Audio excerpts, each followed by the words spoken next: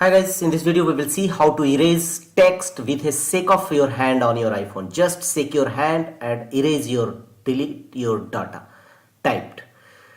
For example, type any text in typing field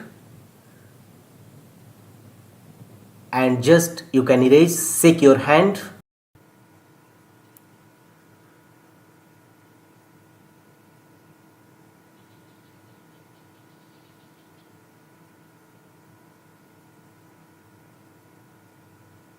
Just shake your hand and you will see undo typing option. Tap on undo and you can erase or delete your previously typed data.